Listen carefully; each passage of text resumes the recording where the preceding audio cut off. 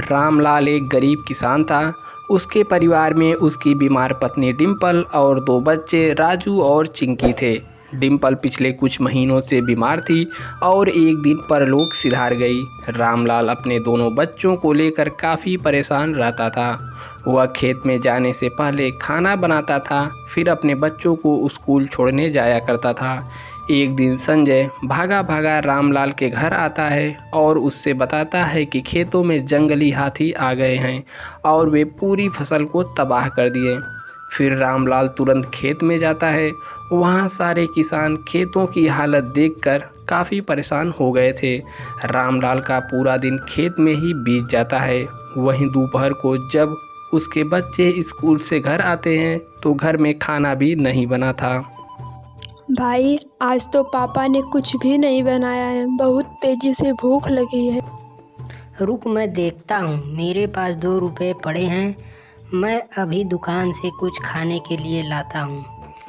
राजू दुकान जा ही रहा था कि रास्ते में उसकी टक्कर एक औरत से हो जाती है और उसके 2 रुपए कहीं खो जाते हैं। राजू पैसे ढूंढने लगता है।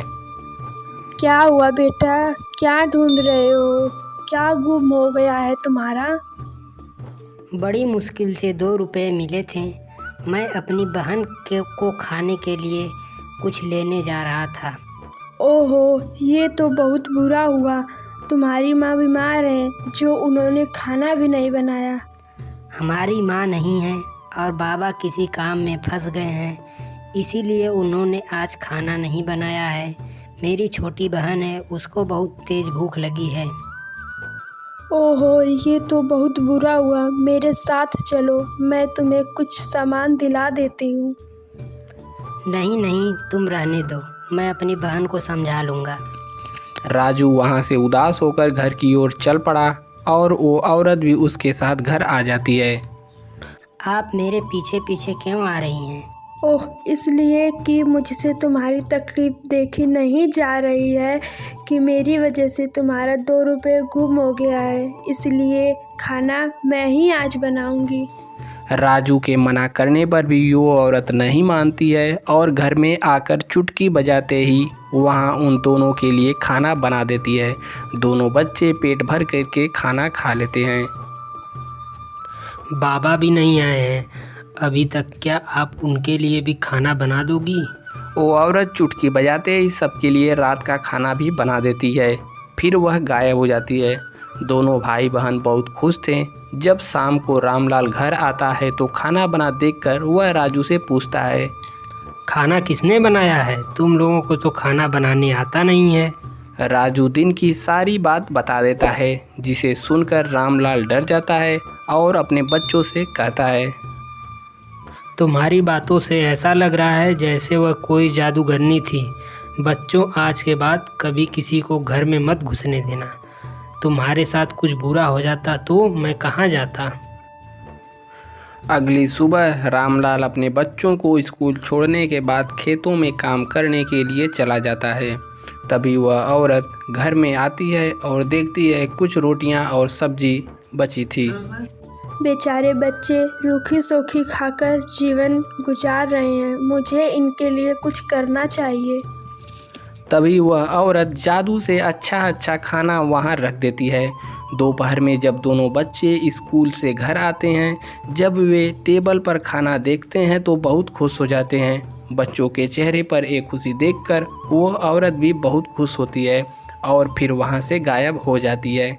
अब ये सिलसिला रोज़ का हो गया था। बच्चे अपने बाबा से बोलते हैं, बाबा, आप बहुत अच्छा खाना बना कर जाते हैं। और रामलाल ये बातें सुनकर हैरान हो जाता है, क्योंकि वो तो रोटियां रख कर जाता है, फिर बच्चे उस खाने की तारीफ़ कैसे कर सकते हैं। एक दिन रामलाल बच्चों को स्कूल छोड़कर खेत जा रहा था कि अचानक कुछ काम से वह घर चला जाता है। जैसे ही वह दरवाज़ा खोलता है तो उसे घर में एक औरत दिखती है। रामलाल यह देखकर हैरान हो जाता है। कौन हो तुम? मेरे घर में क्या कर रही हो? अच्छा, लगता है तुम वही हो जो हर रोज़ बच्चों के लिए खाना बना कर जाती हो। सच बताओ, क्या मकसद है तुम्हारा? अरे अरे, आपने तो सवालों की झड़ी लगा दी। मेरा नाम रंजना है। एक दिन आपके बच्चे से मेरी मुलाकात हो गई। मैं उसके साथ घर पर आई और घर की हालात तथा बच्चों की हालात देखकर मुझे बहुत दुख हुआ। मेरे मन में उनके प्रति ममता जाग गई, इसलिए मैं उनके लिए ये सब काम करती हूँ। मेरा कोई मकसद नहीं है यहाँ आने का। बच्चों के सिले चेहरे देखकर मुझे बहुत अच्छा लगता है, इसलिए मैं यहाँ चली आती हूँ। तुम्हारा कोई घर परिवार नहीं है जो तुम यहाँ चली आती हो? वही तो, मेरा कोई घर परिवार नहीं है। मुझे बच्चों के साथ बहुत अच्छा लगता है, इसलिए मैं यहाँ आ जाती हूँ। और मेरा आपसे निवेदन है कि आप मुझे काम करने से न रोकें। तुम जो ये स्वादिष्ट खाना बनाती हो, इसमें तो बहुत खर्चा होता होगा। वो औरत बताती है कि उसके पास बहुत सारे जादू हैं। वो किसी भी काम को चुटकी बजाते ही कर सकती है। यह सुनकर रामलाल हैरान हो जाता है। तो क्या तुम मेरे सभी खराब फसल को सही कर सकती हो? हाँ हाँ बिल्कुल, मैं चुटकी बजाते ही फसल ठीक कर सकती हूँ। रात होने पर रंजना रामलाल के साथ खेत में जाती है और चुटकी बजाते ही सारी फसल सही हो जाती है। अब उसे गायब होने की भी ज़रूरत नहीं थी। वह उन्हीं के घर में रहने लगती है। पर एक दिन रामलाल उससे कहता है, देखो, तुम बुरा मत मानना। तुमको रोज रोज यहाँ देखकर आसपास के लोग बातें बनाने लगे हैं। तुम अब हमारी मदद करना बंद कर दो और यहाँ से चली जाओ। आपने तो बड़ी जल्दी मुझे घर से बाहर जाने का रास्ता दिखा दिया। इसका एक और भी हल हो सकता है। और वो क्या है?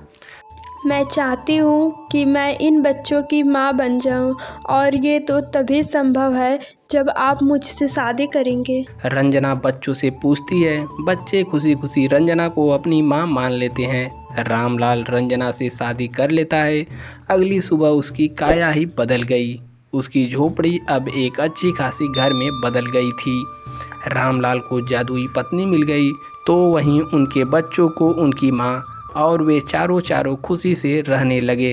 दोस्तों, आपको कहानी कैसी लगी? यदि अच्छी लगी हो तो लाइक का बटन है उसको भी दबा दें, और नीचे सब्सक्राइब का बटन है उसको दबा करके घंटे के निशान को दबा दें।